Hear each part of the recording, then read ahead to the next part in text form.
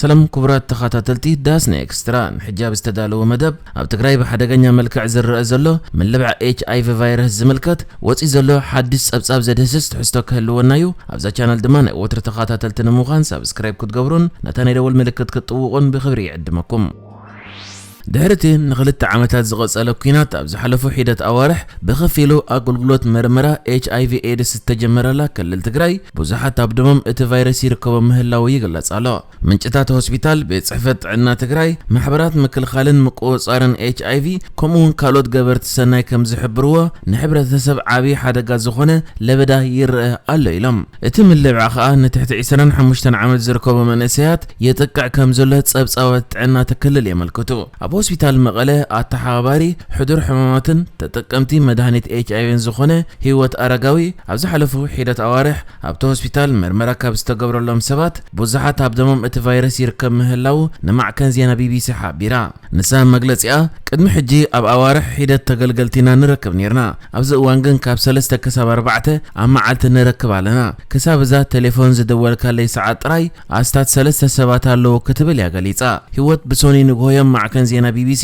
بتليفون أزراريبوما معلت بمأكلاي جمجم كاب 10 كساب 25 سبات مرمرا كم زقبروا لمن كابزيهم بوحدو اتم كلت ات فيروس ابدهم يركب كم زولن يعطيسا يكون بر حجون بزح كفالة حبرتسب نام مرمرا يمتصال له إله أيتأمنن يا ابتكل الزركبة عبيت هوسبيتالات تكالات عنان بسنكتن خلت عمز أن حكينا تجراي بملؤن بخفيلن كعنوان كلوا اتنز ترفه بحصرة قربا فاوس مرمرا ناوتاتن تهاتين مصنحني فلات ابتوان سمويات عنا قوان تحاتيهم كتقومون نفس صورة ديتات كمرمرو كتقومون زترأي خوينو بناس عدل مكالا خالي HIV كوندوم يخون مدهانيتات صير HIV تتوا بيلمس أنيهم قصرهم زي النعاق سمويا دما نتكلل قديفهم وز يوم بتصحفت عنا اتكللنا مع كان زينا BBC ابزهاب حبريتاون كبير حسرات ممرمرن مدهانيتاتن كمزلون بدرت قرب زقبر زلو مرمراتات من لبعة فيروس هزي سفيح مخانو زملاخوتو مخانم دما أرقاقيتو نسواب زربو اب 30 شوعتن تكالات عنا زتجبر مرمرة زقح HIV كاب حدا بشومن تكساب 10 محموش تميتاويت كم زخونه يملاخت زبل اتبيت صحفت التحاباري كل مدياو مكلخالن مقصارن HIV زخونه في السهابرهانه مكالخال كوندوم ات فيروس كاب ادنا بعشل كيحلف نفس صورات اديتات زوهاب مدهانيتاتون كم زي نبر تقيسو كابز حلفو اتوكينات يقصل اب زنبرو الاوان اب العد دق انستيو زبصحت صوتوا عمصات نت فيروس ام مغفح زنبرو ترى لعل كم زخونه مع كان زينا BBC زراربهم سب مويا حكمنا نسب مزنه تكللن غليصم بصحفت عنا تግራይ اتحاباري كل مدياو مكلخالن مقصارن HIV زخونه فسها برهانه لعلي 120 شح دق انستيو صوتوا عمص بصح ونيو كابزن مرمرا زغبرا اتن 5 ميتاوي دما ابدمن HIV ترخيبونالو كبلون غليصيو እዚ ዝርግሐ ናይቲ ቫይረስ ኣብ ኣዚዘ ተሓሳስብ ደረጃ ምህላው ዘመላኽት ይክትብል ድማ ህይወት ክትገልጽ እንከላ እዚ መጽናዕቲ ተገይሩሉ ዘሎ ደረጃ ንኽፍለጥ ብተተጋጋመን ሓትት ኣለና ግን መሪስኩም መርምሩ ይዘሎ ከም ተቅድም ሕጂ ዝነበረ ታርጌት ቴስቲን ግን ከኣ እቲ ሕብረተሰብ ብሙሉእ ክምርመር ዘለዎ ኢላ ታርጌት ቴስቲን ማለት ተቃላዕቲ ኣብ ዝበሃሉ ክፋላት ሕብረተሰብ ጥራሕ ትኹረት ዝገበረ መርመራ HIV ኮይኑ እቶም ብዕላማ መርመራ ዝግበረሎም ድማ ፋይቶት ወይ ኣመንዝራታት መራሕቲ መኪና ኣብዶም HIV ካብ ዘለዎም ስድራቤት ዝተወለዱ ዕሸላት ነፍሲ ጾራትን ኣብ ማእከላት ተመዛበልቲ ዝርከቡ ክፋላት ሕብረተሰብን ይርከብዎም ንልዕሊ 10 ዓመታት ኣብ ምድሓን ወለዶን ምክልኻል ዝርግሐ ሕማም HIV ኤድስን ጎስጎሳት ክትገብር ጸንሐት ወይዘሮ መልአከ ኣስጎዶም ሕጂ እውን ዳግም ኣብ ሓያል ወፍሪ ነብስኹም ኣድሕኑ ትርከብ ንነብሳ ኣብ 2001 እቲ ቫይረስ ኣብ ደማ ከም ዘሎ ካብ እትፈልጥ ንድሓር መልከፍቲ እዚ ቫይረስ በኣነ የብቅዕ ምዝበሉ ካልኦት ጉዱሳት ተሰከምቲ እቲ ቫይረስ ብምዃን ክትምህርን ግዳያት ክትሕብሕብን ጸኒሓን ኣላን ንዝሓለፈ 2 ዓመታት ንሳ ኮነ ካልኦት ተሰከምቲ እቲ ቫይረስ ብስንክቲ ኣብ ትግራይ ዝነበረ ሕጽረት ቀረብ ኣፋውስን ገንዘብን እኹል መድሃኒት ከይረኽቡ እዮም ሓሊፎም ኣካየደት ስራሕ ማሕበር ተስፋ ህይወት HIV ኤድስ ደቂ ኣንስትዮ ትግራይ ዝኾነት ወይዘሮ መልአከ ኣስጎዶም እቲ ሕጂ ኣብ ትግራይ ዝረአ ዘሎ ሸለልትነትን ሰላሕታዊ ምዝማት እቲ ቫይረስን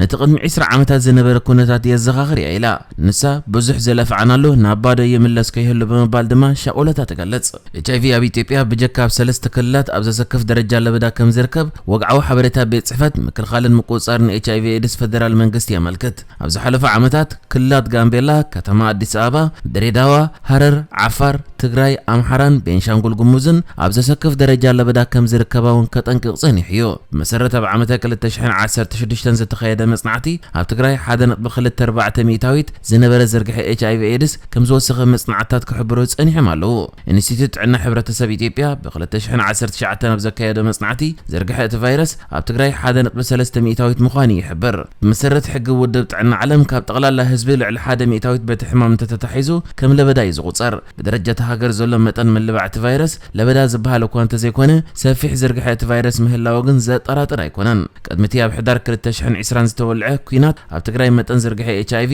1.43 ሚእታዊት ከም ዝነበረ ዝገልጽ ኣብ ቤት ጽሕፈት ጥዕና ትክልል ዋና ተሓባሪ ኩሉ መድያዊ ምክልኻልን ምቁጻርን HIV ፍስሓ ብርሃነ ኣብ እዋን እቲ ቫይረስ ይላባዕ ከም ዘሎ ገሊጹ። ቅድሚ ኩናት ኣብ ትግራይ በቲ ቫይረስ ዝተታሕዙ ልዕሊ 43000 ዓበይትን ልዕሊ 3000 ህጻናትን ከም ዝነበሩ ዝገልጽ ፍስሓ ድሕሪ ኩናት ብዝገበርናዮ ዳህሳስ ኣስታት 33000 ተጠቀምቲ መድሃኒት ኣለውና ብምባል እቶም ዝተረፉ ሞይቶም ወይ ናብ ካልእ ከባቢ ከይዶም ክኾኑ ከም ዝኽእሉ ይሕብር። ኣብ ከባቢታት ዞባ ምዕራብ ደቡብን ኢሮብን ዝነብሩ ተጠቀምቲ መድሃኒት እውን ኣብ ከመይ ኩነታት ከም ዘለዎ ኣይንፈልጥን ዝብል ኣቶ ፍስሓ HIV ኣብ መዓልቲ ክሳብ 1000 ሰብ ዝቐትለሉ እዋን ነይሩ። ክሳብ 40 ዓመት ዘይነበረሉ እዋን ነይሩ። እዚ እቶም ሕጂ ዘለዉ መንእሰያት ኣይፈልጥዎን እዮም ኢሉ። ካልእ ሓላፊ ቁፅር ጥዕና ከተማ ሽረ እንዳስላሴ ኣቶ ርእሶም ወረደ ሕፅረት ኮንዶም ኣሎ ሰባት ከይተመርመሩ እዮም ዝምርዓው ዘለዉ ፍኑው ፆታዊ ርክብ ነይሩ ኢልና ኢና ንጥርጥር ጠፊኦም ዝነበሩ ብፆታዊ ርክብ ዝመሓላለፉ ሕማማት ከይተረፉ ይረኣዩ ኣለዉ እዚኦም HIV ንምትሕልላፍ ዝለዓለ ኣበርክቶ ኣለዎም ብምባል ዘሎ ካልእ ፀገም እውን ይገልጽ። ብጀካዚ እውን ኢትዮጵያ ብሓፈሽኡ ሕፅረት ሸርፊ ወፃኢ ከም ዘለዋ ዝጠቐሱ ሰብ መዚ ፌደራል